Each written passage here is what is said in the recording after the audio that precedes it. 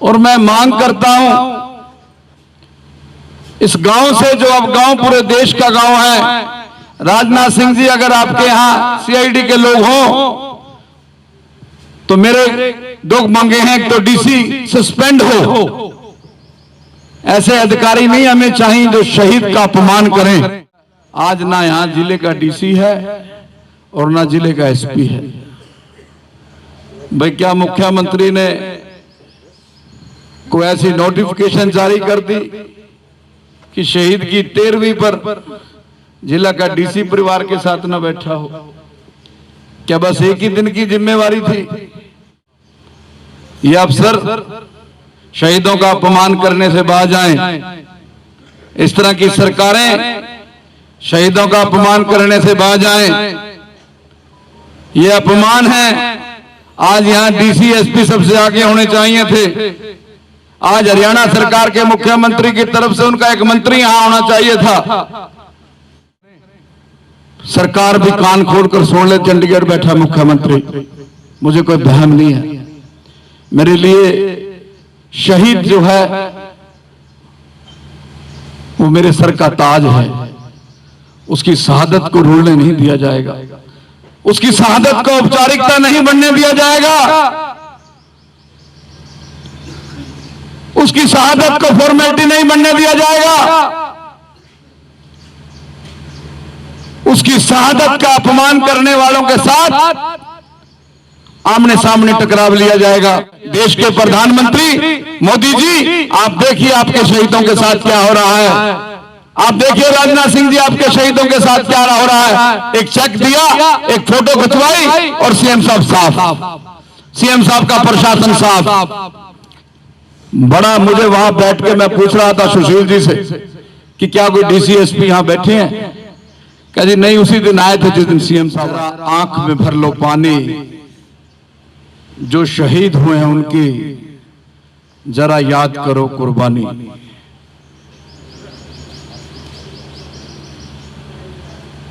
जो जाम प्रदीप ने शहादत का पाया,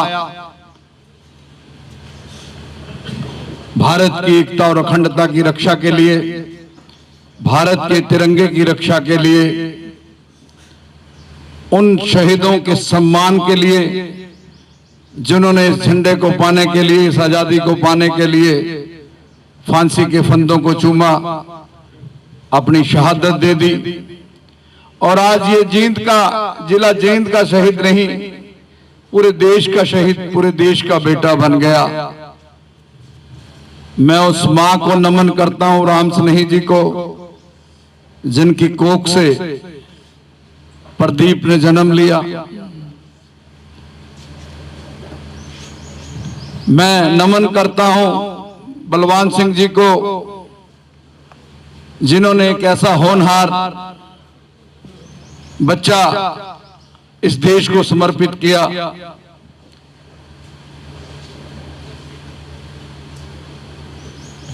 जींद ने अनेकों कुर्बानियां दी हैं, शहादतें दी हैं। और हरियाणा की मैं पूरे प्रदेश की बात करूं तो कारगिल के अंदर हमारे हरियाणा ने जो शहादतें जवानों ने दी, मैं समझता हूं कि मैं समूचे हरियाणा की उन माओं को भी आज प्रदीप के साथ साथ नमन करता हूं।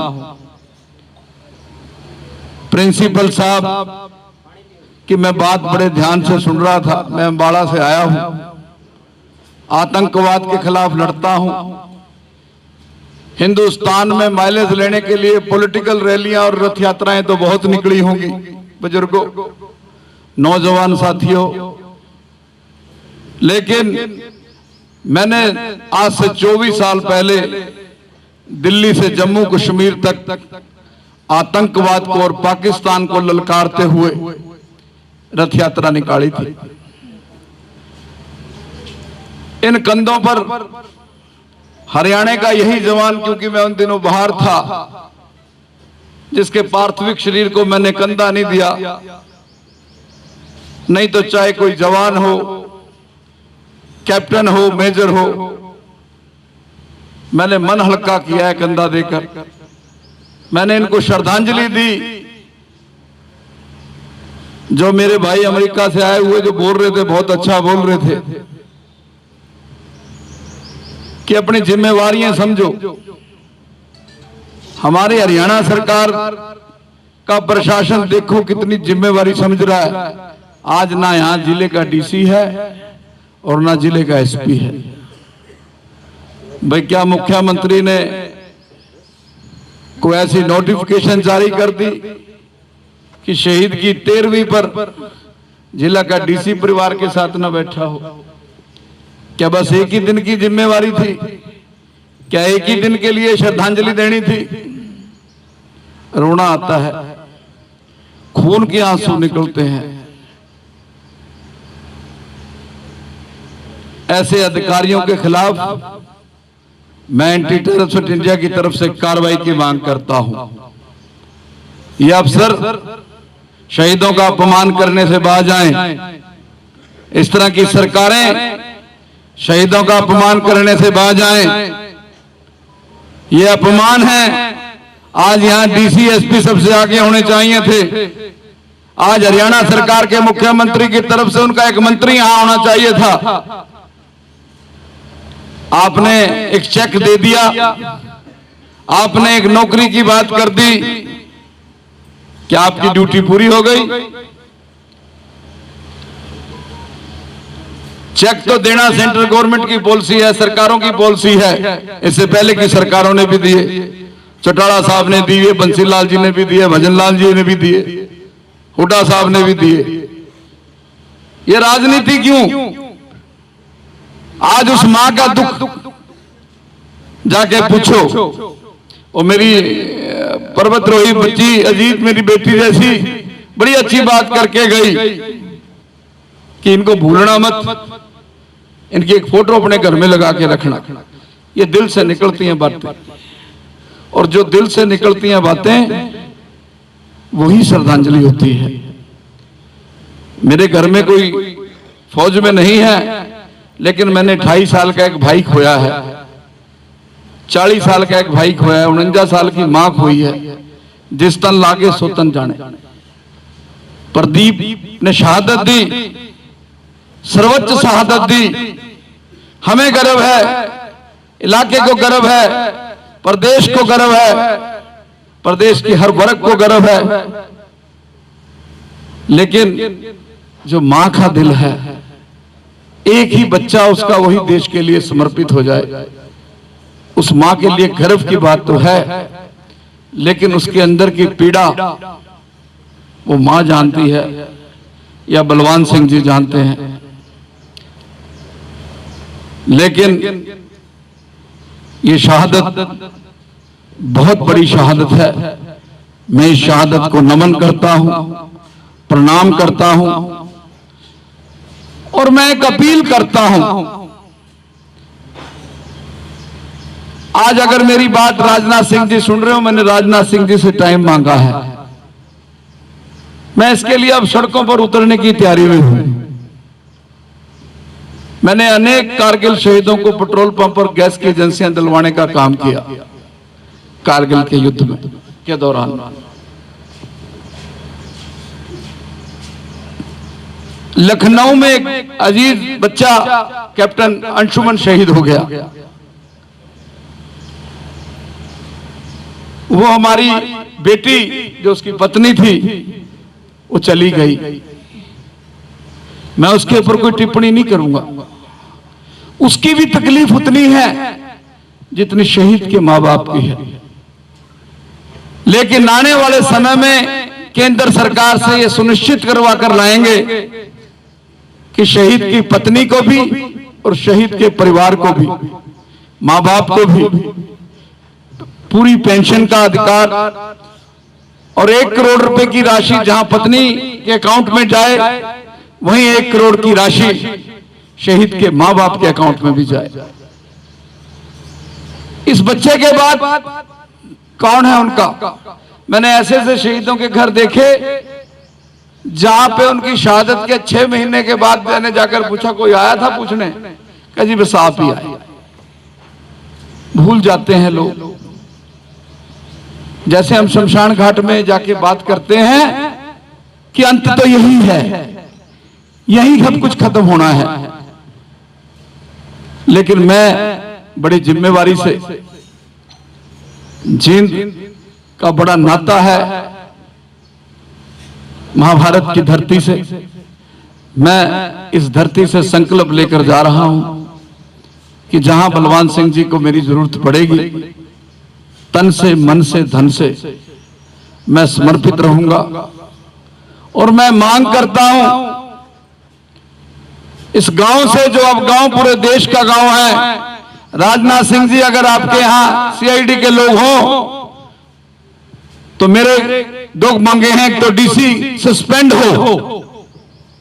ऐसे अधिकारी नहीं हमें चाहिए जो शहीद का अपमान करें। सरकार भी कान खोलकर सुन ले, चंडीगढ़ बैठा मुख्यमंत्री, मुझे कोई बहम नहीं है। मेरे लिए शहीद जो है वो मेरे सर का ताज है, उसकी शहादत को रुलने नहीं दिया जाएगा, उसकी शहादत को औपचारिकता नहीं बनने दिया जाएगा, उसकी शहादत को फॉर्मेलिटी नहीं बनने दिया जाएगा। उसकी शहादत का अपमान करने वालों के साथ आमने सामने टकराव लिया जाएगा। शहीदों की बदौलत आज हिंदुस्तान है। जैसे किसान पो के महीने में पानी देता है खेत को, हम रजाइयों में घुसे होते हैं, वैसे 140 करोड़ लोग तब सोते हैं जब हमारे देश का जवान बर्फ में बॉर्डरों की राखी कर रहा होता है। और उनकी शहादत का अपमान बहुत दुख की बात है। तो मैं राजनाथ सिंह जी, वार डिक्लेयर की जाए जम्मू कश्मीर में जो भी शहीद, न केवल हरियाणा का बल्कि देश के किसी भी राज्य का हो, उसके परिवार को एक गैस एजेंसी कारगिल की तरह या पेट्रोल पंप, परिवार के एक सदस्य को नौकरी और उनके मां बाप को सुनिश्चित किया जाए कि उन्हें कभी किसी के आगे हाथ ना फैलाना पड़े। अब जो एक सहारा था, जो देश के लिए भी काम कर रहा था, प्रदीप, और अपने मां बाप का भी सहारा था, अब वो किससे सहारा मांगे? मंच पर बोल के जाना बड़ा आसान है, बहुत आसान है स्पीच देना, लेकिन किसी के लिए खड़ना उतना ही मुश्किल है। एक पेट्रोल पंप और परमानेंट शहीद के माता पिता का और उसकी पत्नी की पेंशन, ये एक प्रोटोकॉल में आए ताकि शहीद का परिवार उसकी शहादत के बाद खून के आंसू न बहाए कि अब हम किसके पास जाएं, मदद ले लें। ये बड़ी छोटी मांगे हैं। मेरे एक अजीज ने मांग की कि लाइब्रेरी बन जाए, एक स्टैचू लग जाए। ये बड़ी छोटी मांगे हैं।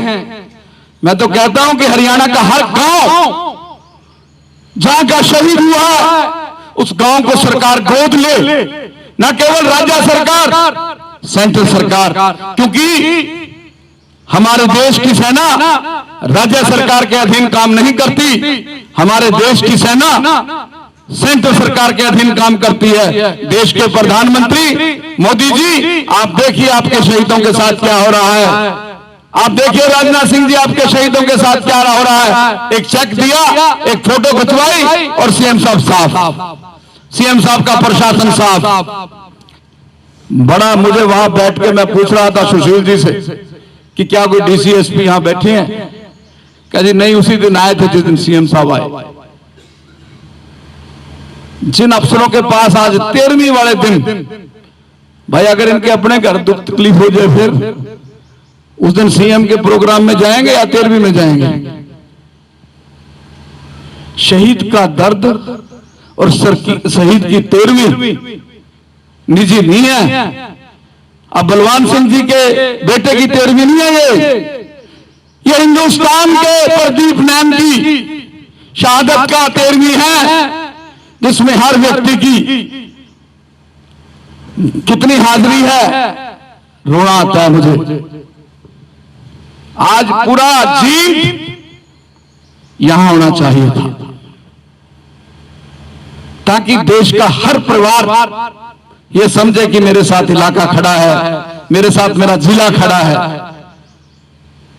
तो बोलने के लिए मेरे पास बहुत कुछ है, लेकिन चलो चलो अब रण होगा, रण बड़ा भीषण होगा। इस देश को बचाने के लिए हम सबका सब कुछ अर्पण होगा। मैं तो प्रदीप की मां, कहते हैं मां जो है ना ये पहली गुरु है, दूसरा गुरु पिता, तीसरा गुरु भगवान, चौथा गुरु शिक्षक होता है। मां ही बड़े बड़े पीरों फकीरों को जन्म देती है, शहीदों को जन्म देती है। मां ने ही प्रभु राम को जन्म दिया, मां ने ही भगवान कृष्ण को जन्म दिया। तो मेरी मां मेरे लिए भी दुआ करना अपने बेटे की तरह कि आतंकवाद के खिलाफ लड़ता हुआ गोली या बम से मरूं, शहीदों के काम आ सकूं, उनके परिवारों के लिए खड़ सकूं। जब उनके परिवार के लोग बुलाएं, जब बलवान सिंह जी का मैसेज आए तो दौड़ा चलाऊं। मेरे लिए दुआ करना। मुझे भी बाकी राजनेताओं का जैसा मत बना देना कि स्पीच दी, श्रद्धांजलि अटेंड की, अगले दिन अखबार में बात गई, कहानी खत्म। आप 4 दिन बाद देखेंगे अब ये मामला, मैंने कारगिल का मामला पहले भी राजनाथ सिंह जी से मांग की थी मिलके, लेकिन अब क्योंकि इस सरकार को धरने प्रदर्शन ही समझ आते हैं, जैसे हमारे किसानों ने 3 कानूनों को लेकर धरने दिए, बाद में वापस करने पड़े, धरने बिल वापस करने पड़े। तो मैं यहां पर इस कार्यक्रम के बाद अपनी बड़ी बहन राम स्नेही जी को भी मिलूंगा, घर जाकर उनका आशीर्वाद भी लूंगा। और मैं एक अपील करना चाहता हूं, आपका जो जींद जिला है, हिसार जिला है, सरसा जिला है, भिवानी जिला है, मेरे इलाके के लोग तो कहते हैं कि आप अंबाला जिला छोड़ के हिसार, सरसा या जींद में जाओ, वहां से अपनी मुहिम चलाओ आतंकवाद के खिलाफ। उस इलाके के लोग समझेंगे आपको। मैं का आह्वान किया, मैंने सहारनपुर में एक जवान शहीद हुआ था कि हर देश का हर नागरिक 140 करोड़ जनता अगर शहीद के अकाउंट में 1-1 रुपया डाले, जैसे हमारे यहां बड़ियों के बारे में, आप हिसार थोड़ी सी दूर है, अगर हुआ कि 1 ईंट 1 रुपया, इसका बहुत बड़ा मतलब है, मदद है। ये कन्यादान क्यों बना था? इसलिए बना था, ये मदद होती थी।